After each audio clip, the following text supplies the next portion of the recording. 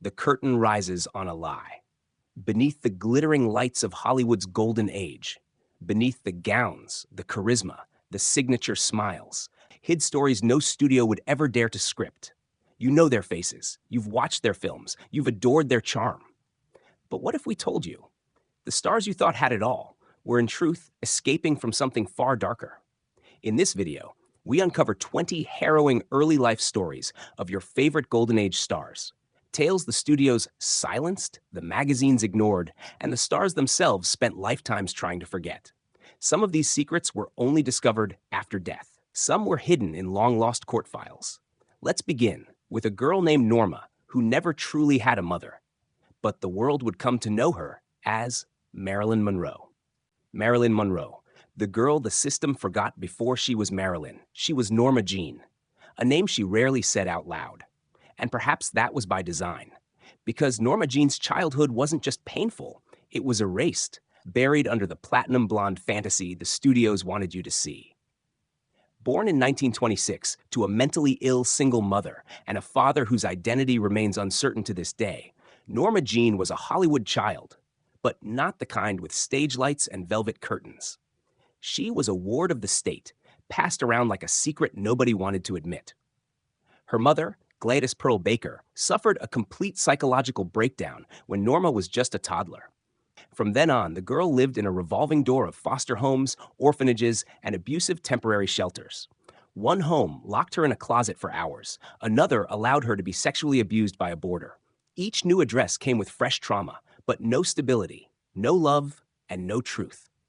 Norma Jean's school years were spent avoiding eye contact and suppressing screams. She didn't belong anywhere. Not at school, not at home, not in her own skin. At 16, she married her neighbor, a man she barely knew, but who offered something no one else had, a way out. And still, even as she climbed into stardom, her past stalked her like a shadow. She created Marilyn Monroe, a persona so radiant it blinded the world from seeing the cracks beneath. But those cracks bled into everything. Her anxiety, her failed marriages, her addiction to sleeping pills, her fear of abandonment so consuming that being alone felt like suffocation. The cameras captured her beauty, but they never captured her truth. When she died in 1962, alone in a locked bedroom with a phone in her hand, America mourned a goddess. But behind the candlelit vigils and magazine tributes, a cruel irony lingered. Marilyn Monroe died exactly how Norma Jean lived, alone, unheard, and unfinished. Judy Garland, the child star who was never allowed to be a child. Long before The Wizard of Oz made her immortal, Judy Garland was already fighting for her life, not on a battlefield, but inside Hollywood's machine. Born Frances Ethel Gumm in 1922, Judy came into a family already scarred. Her father, Frank Gumm, was a vaudeville performer with rumored homosexual affairs, a dangerous secret in those days. The scandal forced the family to flee town more than once. Her mother, Ethel, was stage-obsessed and obsessed with control. Judy was her golden ticket and her puppet. At just 2 years old, Judy sang in public. By age 7, she was a regular performer. There were no playgrounds, no sleepovers, no school dances, only stage lights, auditions, and unrelenting pressure. Her mother was known on studio lots as the real Wicked Witch of the West. Worried that Judy would fall asleep or gain weight, Ethel began giving her pills. Uppers in the morning to keep her singing, downers at night so she'd sleep just enough before the next rehearsal.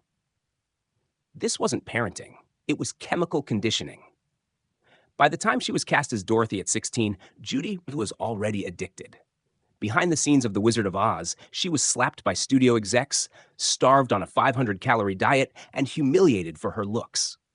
One executive allegedly called her the fat little pig with pigtails. They taped her nose, cinched her waist, and bound her breasts. They wanted a fantasy, not a real girl. Her childhood had been sold to MGM, and they never gave it back. In adulthood, Judy carried those wounds like broken glass under the skin. She attempted suicide multiple times, endured abusive relationships, and collapsed from exhaustion again and again. By 47, she was dead, a collapsed star with a pill bottle by her bed. The world remembers the yellow brick road. But Judy Garland's childhood was paved in something much darker: control, exploitation, and betrayal by the very industry that claimed to love her. 3. Charlie Chaplin, raised in the shadows of madness and hunger. Before he was the little tramp, Charlie Chaplin was just another hungry boy on the streets of South London, fighting for scraps and his sanity. Born in 1889 into a family of music hall performers, Chaplin's earliest memories were not of applause, but of despair. His father, an alcoholic singer, abandoned the family when Charlie was just a toddler. He died from alcohol-related causes before Charlie turned 13. His mother, Hannah Chaplin, was a struggling stage actress who slowly descended into psychosis. When Charlie was 5, she lost her voice mid-performance and was booed off the stage, an incident that traumatized the young boy and ended her career. What followed was a free fall into mental illness, with Hannah muttering to herself, hearing voices, and wandering the streets aimlessly. Charlie and his half-brother were left alone. They scavenged for food, slept in alleys, and were repeatedly placed into workhouses, Victorian-era facilities for the destitute, places closer to prisons than homes. There, Charlie endured cold floors, hard labor, and lice. He often went days without eating and witnessed other children beaten or taken away. At age 7, he stood outside a London bakery crying from hunger, too ashamed to beg but too weak to leave. Eventually, his mother was institutionalized permanently in an asylum. Charlie visited her in later years, only to find her unrecognizable, broken by a system that didn't care to help her, and unable to remember who he even was. These early traumas didn't just haunt Chaplin, they shaped his art. The tramp, with his oversized shoes and heartbreaking optimism, was not just a character. He was Charlie's ghost, searching for dignity in a world that had stolen it from him as a child. Chaplin once said, "Life is a tragedy when seen in close-up, but a comedy in long shot." But if you look closely at his childhood, it's almost impossible to laugh. 4. Bette Davis. Raised in silence, fueled by rage. Long before she was the queen of cinematic confrontation, Bette Davis was a little girl sitting at the top of the stairs, eavesdropping on her mother's tears, because that was the only way she ever understood what was happening in her home. Born in 1908 in Lowell, Massachusetts, Ruth Elizabeth Davis came into a world already fractured. Her father, a patent attorney, walked out on the family when Bette was just 7. He didn't say goodbye. He didn't send for them. He disappeared. Emotionally, financially, completely. Her mother, Ruthie, was left destitute, raising Bette and her younger sister on scraps. They moved constantly, often living in shared apartments with strangers, struggling to keep up appearances. Ruthie eventually took a job in a photo studio just to put food on the table. But there was something else, something unspoken. Bette grew up craving affection, but learned early that emotions were dangerous. Her mother rarely hugged her. There were no bedtime stories, no warm embraces, just rules and survival. In interviews, Bette later admitted she grew up feeling like an adult in a child's costume. Childhood had no use for her. The emotional suppression boiled into something else: rage. Rage at her father for abandoning her. Rage at her mother for denying her softness. Rage at the world for insisting she smile when she wanted to scream. That inner storm gave her a strange kind of strength. She developed a will of iron and a stare that could slice glass. She once said, "I was never a child. I was always a person." And she meant it. Her legendary feuds in Hollywood weren't about ego. They were the aftershock of a girl who never had a voice and who swore she'd never be silenced again. Bette Davis didn't grow up. She fought her way out of childhood. Carrie Grant, the boy who lost his mother without knowing. To the world, Carrie Grant was the definition of effortless charm, the suit always crisp, the smile disarming, the accent pure class. But few ever guessed that behind the debonair image was a childhood marked by loss, lies, and institutional betrayal. Born Archibald Leach in 1904 in Bristol, England, Carrie's early life was far from glamorous. His father, Elias, was emotionally distant and drank heavily. But it was his mother, Elsie, who meant the world to him. She was warm, artistic, and his only source of affection. Then, one day, she vanished. At age 9, Archie came home from school to find his mother gone. No explanation. No goodbye. His father told him she had gone on a long holiday, and that was that. For the next 20 years, Carrie believed his mother had abandoned him.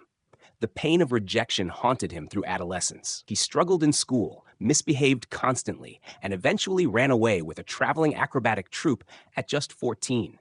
But the truth was far darker. Elsie hadn't left him. She'd been involuntarily committed to a mental asylum by her husband. She wasn't mentally ill in the way we understand today. She was simply considered emotionally unstable and inconvenient. Elias wanted to remarry and be free of her. Carrie only discovered the truth in his 30s, long after he had become a Hollywood star. He arranged to visit her in the institution, a reunion devastating in its silence. She barely recognized him. She had missed his entire life. The revelation shattered him. He later admitted that every woman he pursued was, in some way, a reflection of the mother who'd left him, or so he had thought. He married 5 times, but never truly settled. Cary Grant once said, "Everyone wants to be Cary Grant. Even I want to be Cary Grant." But deep down, he was always Archie, the little boy waiting for his mother to come home. 6. Joan Crawford, groomed for survival, not for childhood. When you hear the name Joan Crawford, you think of the steel eyes, the razor-sharp cheekbones, and a voice that never wavered. But beneath that armor was a child named Lucille Fay Lesueur, born into chaos, and trained, not to dream, but to endure. Born in 1904 in San Antonio, Texas, Lucille never met her father. He abandoned the family before she could form a memory, vanishing into the ether like so many men of that era. Her mother, Annabelle, remarried a traveling vaudeville performer named Henry Casson, who ran a theater and introduced Lucille to the stage and to the darkness behind it. From the age of 7, Lucille was made to clean the theater floors, sell tickets, and sweep the aisles. But worse than the labor was the alleged sexual abuse she suffered from her stepfather, which she later hinted at in coded interviews, though never naming names. Her education was constantly interrupted. She attended nearly a dozen schools but graduated from none. In one private academy, she worked as a laundry maid and dishwasher just to afford tuition, scrubbing other students' linens while pretending to be one of them.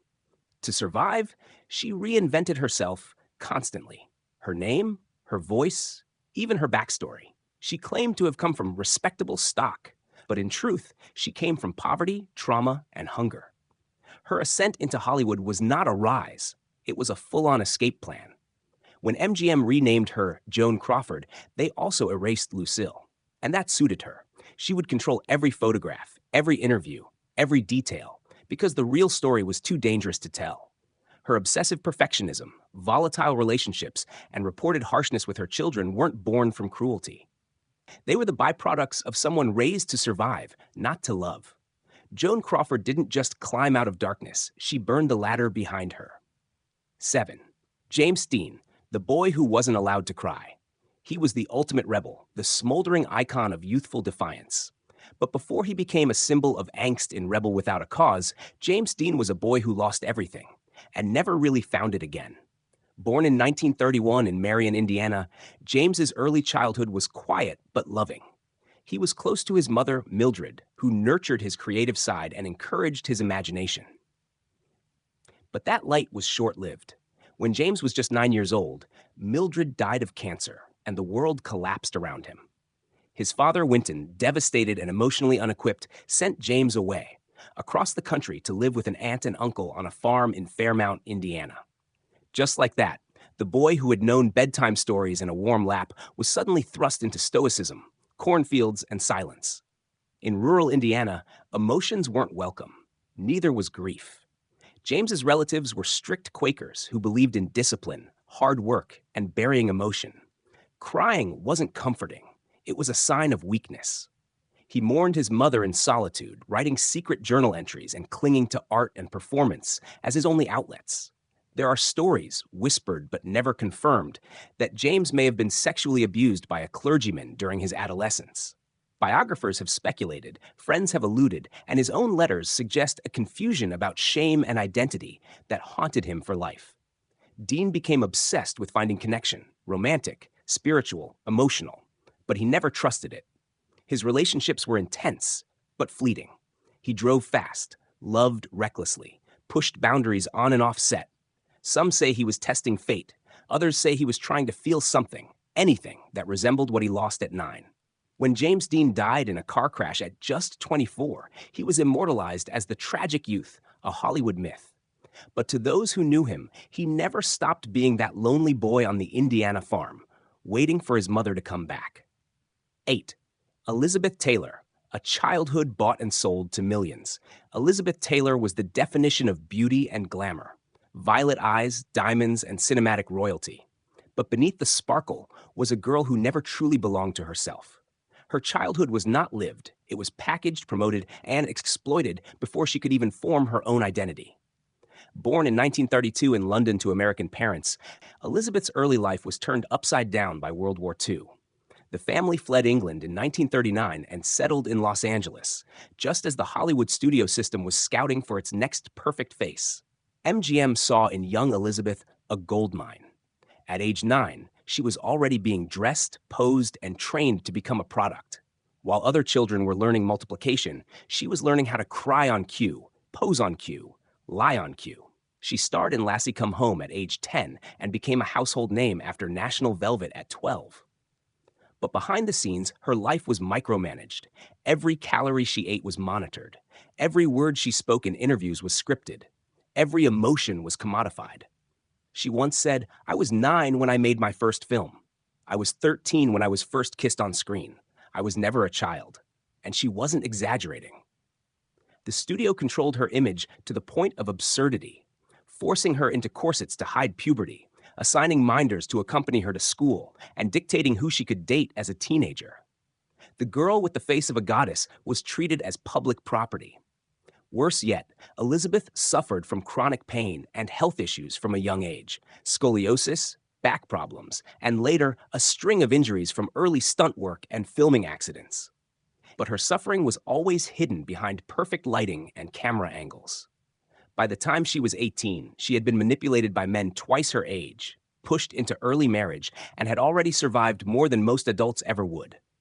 The world watched Elizabeth Taylor grow up, but no one ever asked if she wanted to. 9. Lucille Ball, laughter built on loss. She made the world laugh for decades, but Lucille Ball's life began with a tragedy no child should ever carry: the death of a father and the death of safety that followed. Born in 1911 in Jamestown, New York, Lucille was just 3 years old when her father, Henry Ball, died suddenly of typhoid fever. She remembered only a balloon popping at the exact moment he passed. And for the rest of her life, she associated the sound with death. After her father's passing, her mother was forced to move constantly in search of work, leaving young Lucille to be raised largely by strict grandparents. But when a teenage accident left a neighborhood boy paralyzed by a BB gun Lucille had been playing with, her family's world collapsed again. The lawsuit that followed bankrupted them, and they were forced to sell everything, including furniture, heirlooms, and dignity. Lucille was shipped off to New York City in her teens to attend drama school, but she was ridiculed by her teachers who told her she'd never make it as an actress. Her classmates? One of them was Bette Davis, who soared while Lucille floundered. She returned home in shame and worked odd jobs, modeling, waitressing, chorus girl gigs, just to survive. Her life was a patchwork of missed chances and false starts. She even dyed her hair blonde and changed her name multiple times in hopes of reinvention. By the time I Love Lucy premiered in the 1950s, she was already a battle-scarred survivor, masking decades of rejection and insecurity behind perfect comedic timing. Her brilliance wasn't just talent, it was defiance. The result of years spent being told she wasn't enough, wasn't pretty enough, wasn't strong enough. Lucille Ball didn't come from privilege.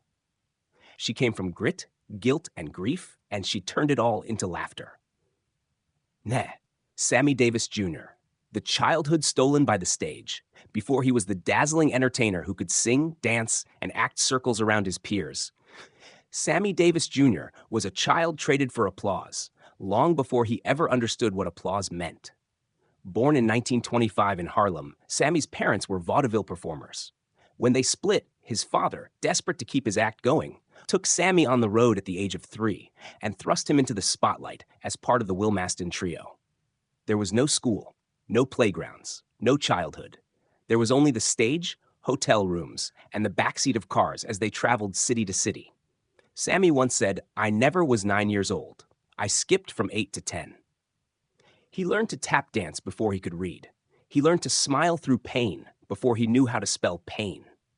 And he learned early that being black in America, especially in show business, meant you had to be twice as good to be considered half as worthy. On the road, Sammy faced relentless racism. He was refused service at restaurants and hotels, even as he performed on their stages. He was spat on by audience members. In one town, he wasn't even allowed to walk through the front door of the theater he was headlining. Yet even worse than the hatred outside was the pressure inside. His father and Uncle Will Maston kept him working, night after night, to survive. Sammy rarely had a say. If he was tired, tough, sick, perform anyway. It was a contract written in sweat, not ink. Years later, when he lost his left eye in a car accident, the world thought it might break him. But Sammy had already been broken, not by the crash, but by the boyhood he never got to live. The smile, the razzle-dazzle, the lightning-fast footwork, it was all real. But it was also a mask first fitted on him when he was 3. Lana Turner, raised by secrets and strangers. To the public, Lana Turner was the blonde bombshell who lit up the screen with sensual confidence. But behind that seductive image was a girl who spent her early years chasing shadows and being chased by misfortune. Born Julia Jean Turner in 1921 in Wallace, Idaho, Lana's childhood was shattered when she was only 9 years old. Her father, a gambler and bootlegger, was murdered in a robbery, found in an alleyway with his pockets turned inside out. The killer was never caught. The case, like her family's sense of safety, was left cold and unsolved. Her mother, now a widow with no support, moved Lana to San Francisco, then to Los Angeles, working as a beautician. They lived in rented rooms, cheap apartments, often sharing space with strangers just to make ends meet. Lana switched schools constantly. Friendships never lasted. The trauma of her father's murder was rarely spoken of. Her mother taught her early, don't dwell, don't ask, keep smile, and Lana did. But deep down, she felt like a girl without roots. At age 15, while sipping a soda at a drugstore across from Hollywood High School, she was discovered by a talent agent. A myth repeated so often it sounds like a fairy tale. But what most people don't know is that this chance discovery came at a time when Lana was already emotionally vulnerable and desperate for escape. She was barely a teenager when she began playing adult roles. The studio dyed her hair, raised her skirts, and sold her as a seductress to audiences still unaware she was a child in lipstick. Lana's early film career was built not just on talent, but on survival instincts.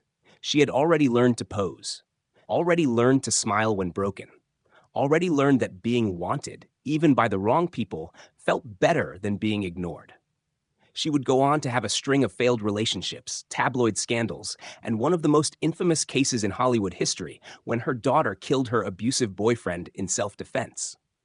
But all of it, in some way, traced back to that little girl left behind in Wallace, Idaho, staring down a lifetime of reinvention.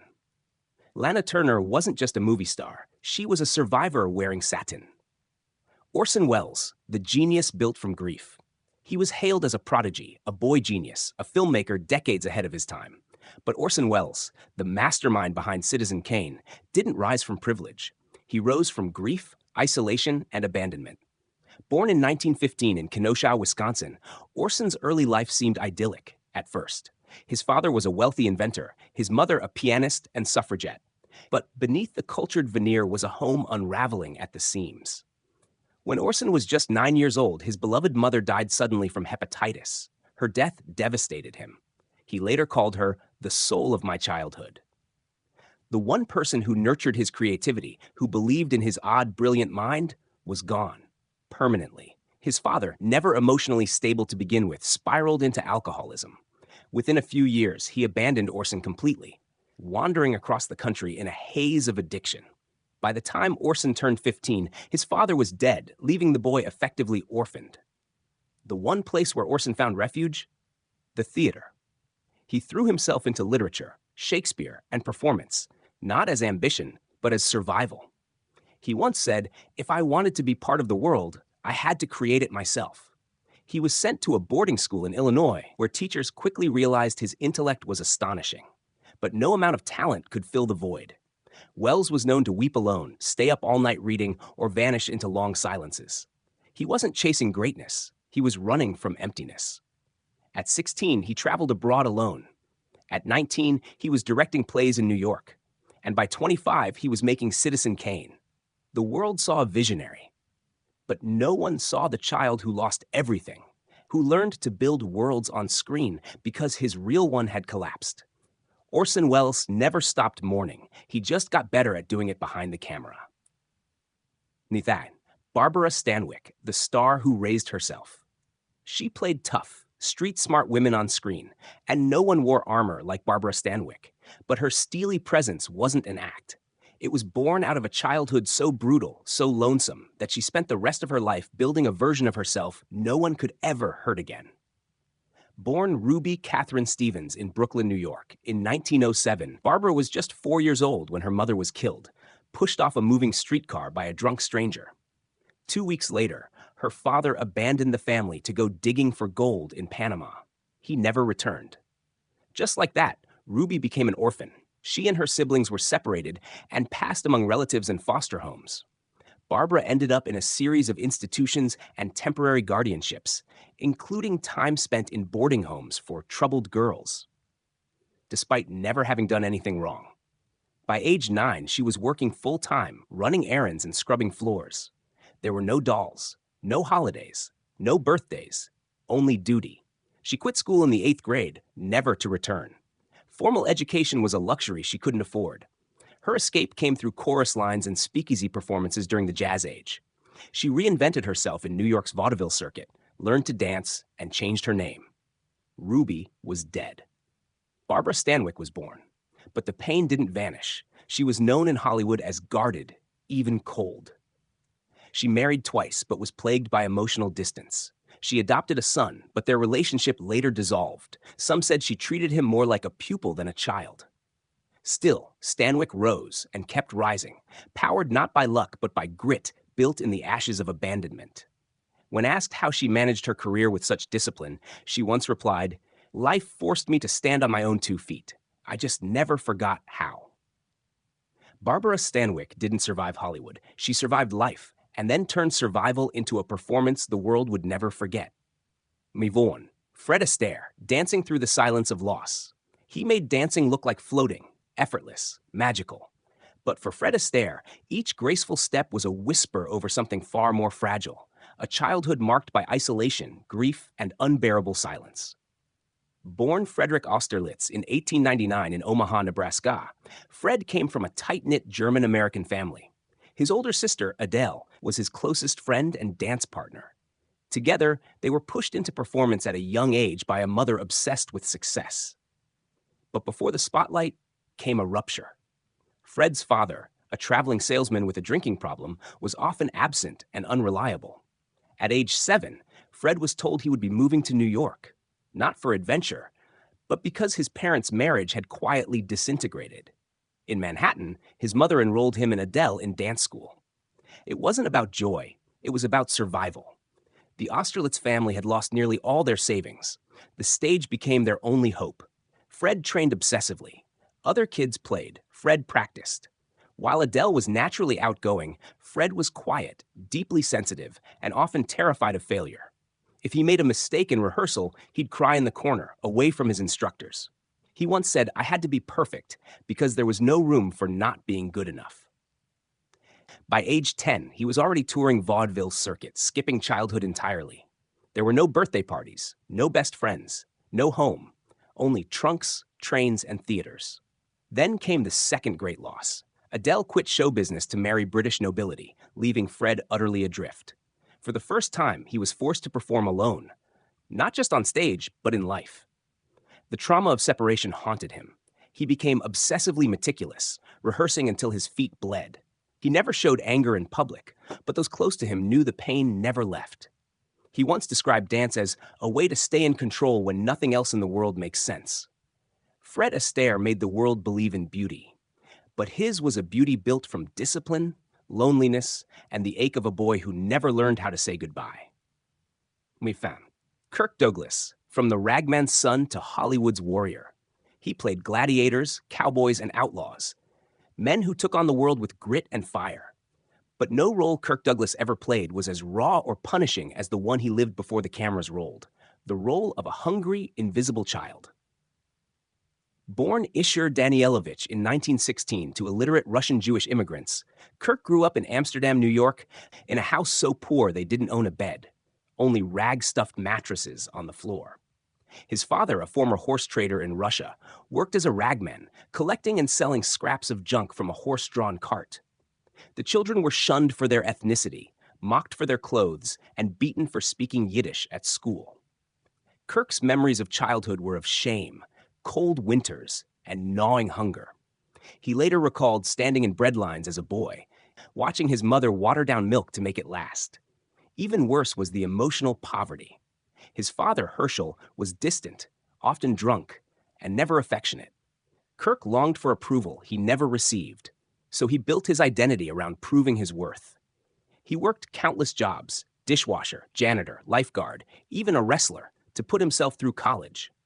When he won a scholarship to the American Academy of Dramatic Arts, he arrived with one suitcase, a hole in his shoe, and nothing but rage and ambition. That rage, born from rejection, deprivation, and humiliation, became his greatest weapon. In Hollywood, he refused to be typecast, refused to take orders, and refused to hide his scars. Off-screen, he was blunt, confrontational, and sometimes difficult. But it wasn't ego. It was the survival instinct of a man who had grown up invisible. His memoir wasn't titled The Gladiator. It was called The Ragman's Son, because he never forgot where he came from and never forgave the world for how it treated him as a child. Kirk Douglas didn't act strong. He earned his strength, one fight, one wound, one rejection at a time. Stashny Sel, Ava Gardner, beauty born of bruises. She was the ultimate femme fatale, sultry, untouchable, a walking daydream. But for Ava Gardner, beauty wasn't a gift. It was a shield, forged in poverty, violence, and silence. Born in 1922 in the rural tobacco fields of Grabtown, North Carolina, Ava came from working-class tenant farmers who struggled to survive even in good seasons. Her father, Jonas, was kind but weak in health. Her mother, Molly, was tough as nails, a woman hardened by too many disappointments. The family moved frequently, chasing jobs, evictions always just a few steps behind. There were times they lived in shacks without electricity or running water. Ava remembered lying awake as a child, listening to her parents argue about bills, food, and hopelessness. But the deepest wounds didn't come from poverty. They came from within the household. Though Ava never publicly elaborated, biographers and close friends suggested she may have witnessed or experienced abuse in her formative years. The details remain murky because Ava didn't talk. She refused to revisit her childhood, except to say it wasn't pretty and it wasn't kind. She was barely 18 when a photograph of her, taken in a department store window, caught the attention of MGM scouts. In an instant, the barefoot girl from the fields became a studio project. She was taught how to walk, how to speak, how to exist, but never how to heal. Though she would become one of the most desired women in the world, Ava always described herself as a plain farm girl in makeup. She battled severe insecurity, anxiety, and a lifelong mistrust of intimacy. Her marriage to Frank Sinatra was a storm, beautiful and destructive. Others before and after followed the same pattern. Intensity, chaos, collapse. Underneath it all was a woman who had learned early that being wanted didn't mean being safe, and that being beautiful didn't mean being loved. Ava Gardner didn't smile because she was happy. She smiled because she'd learned that silence could be more dangerous. Nisevin, Mickey Rooney, the golden boy who never knew stability. He was Hollywood's eternal teenager, the grinning all-American boy who seemed born for stardom. But Mickey Rooney's childhood wasn't joyful. It was a controlled experiment in exploitation, conducted by both Hollywood and his own parents. Born Joseph Ewell Jr. in 1920 to vaudeville performers, Mickey was pushed on stage at just 17 months old. By age 5, he was playing lead roles in silent films. He was never enrolled in school full-time and never taught that he was anything more than a product. His mother, Nell, was his manager and enforcer, a woman so domineering that she physically punished him if he missed a cue or stumbled on a line. She controlled his earnings, his schedule, even his friendships. Privacy? None. Autonomy? Unthinkable. He once said, "I didn't have a childhood. I had a career." By age 10, he was working 14-hour days under brutal studio contracts. MGM worked him endlessly, using him as the face of wholesome youth in the Andy Hardy films. Off-screen, he was anything but. isolated, exhausted, and utterly confused about who he really was. Though he was earning millions, his finances were handled by others and mismanaged to the point of eventual ruin. By the time he reached adulthood, he had nothing to call his own. No real education, no stable relationships, no understanding of trust. Rooney married 8 times, often impulsively. He struggled with gambling, addiction, and was financially exploited well into his old age, including by his own stepchildren, in a devastating case of elder abuse. Behind the smile was a boy frozen in time, still trying to please an audience that had moved on. He once confessed, "They took away my childhood, and when I finally looked for it, it was gone." Mickey Rooney wasn't a cautionary tale. He was a perfect product of a system built to devour children and spit out stars. Natalie Wood, the price of perfection.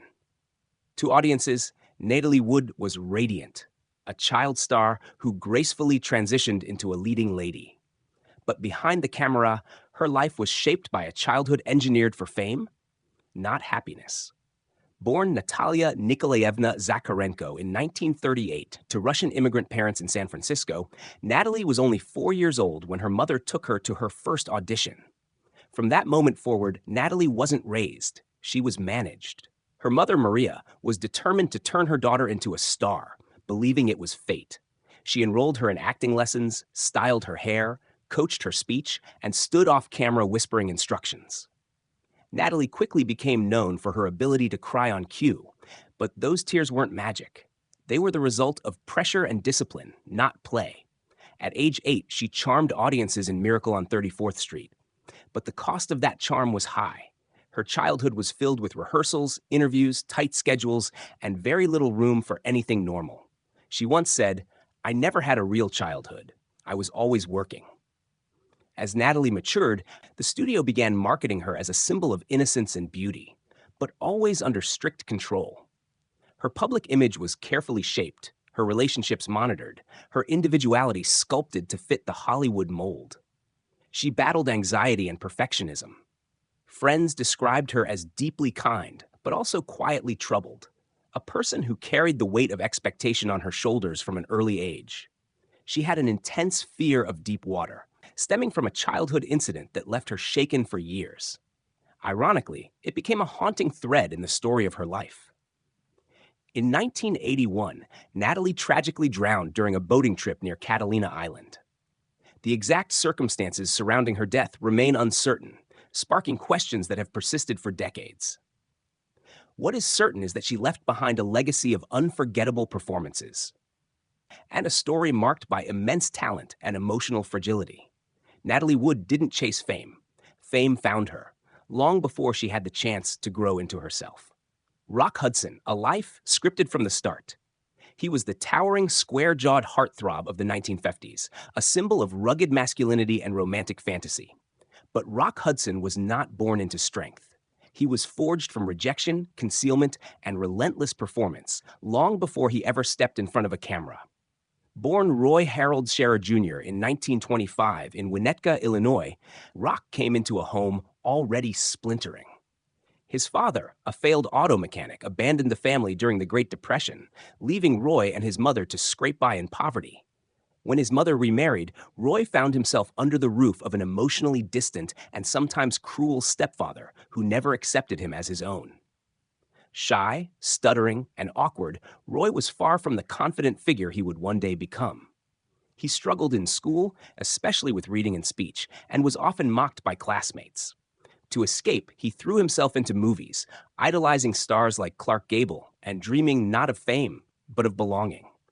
After high school, he joined the Navy and worked as an aircraft mechanic, a world where toughness was expected and emotion unwelcome. But it was only after moving to Los Angeles that he found his path and lost his name. A talent scout saw potential in his height and face, but not in Roy. His new name, Rock Hudson, was designed to sound like an American monument. His mannerisms were coached, his voice trained, and his personal life scrubbed clean by studio handlers. Because behind the scenes, Hudson lived a truth Hollywood refused to accept. He was forced to hide his identity, create relationships for publicity, and live under the constant fear that if the world found out who he really was, everything would be taken away. That fear was seeded early, from a home that offered no emotional refuge, from a world that demanded he pretend, and from an industry that made performance a survival skill.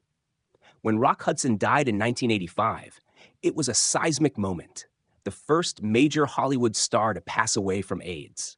It shattered illusions and forced the public to confront not just the disease, but the cost of a life lived in shadows.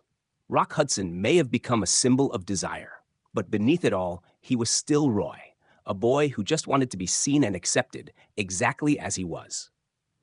20. Gloria Graham, the girl who never stopped running. She was the sultry, soft-spoken siren of film noir. Eyes that flickered like a candle about to go out, lips always half-pressed between desire and defiance. But Gloria Graham wasn't acting. That vulnerability was real. It came from a childhood that taught her love was conditional, identity was unstable, and escape was the only safety.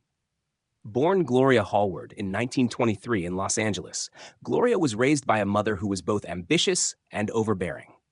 Her mother, Jean, was a failed actress turned acting coach who saw in Gloria the chance to achieve what she couldn't. From an early age, Gloria was criticized, corrected, and reprogrammed, not just for the stage, but for life. She was told her nose was too round, her upper lip too thin, her personality too shy. She underwent cosmetic procedures before she was 20, including implants in her upper lip, decisions many believe were rooted in childhood insecurity and her mother's obsession with image. Gloria's emotional world was chaotic. She moved constantly, changed schools often, and learned to blend into whatever version of herself was most acceptable. Authenticity, for her, was dangerous. Her rise in Hollywood came fast. It's a Wonderful Life, The Big Heat, and an Academy Award for the Bad and the Beautiful. But with fame came turbulence. Her romantic life was messy and deeply scrutinized, and public speculation often blurred fact and rumor. In her later years, she became reclusive, retreating from the spotlight as her mental and physical health declined. Diagnosed with cancer, she refused treatment, fled hospitals, and kept working, almost as if she feared being still would let the darkness catch her. People who knew her described a woman both fiercely independent and heartbreakingly fragile, someone who could never quite silence the voice of a child who never felt good enough. Gloria Graham didn't fall from grace. She was never given solid ground to stand on.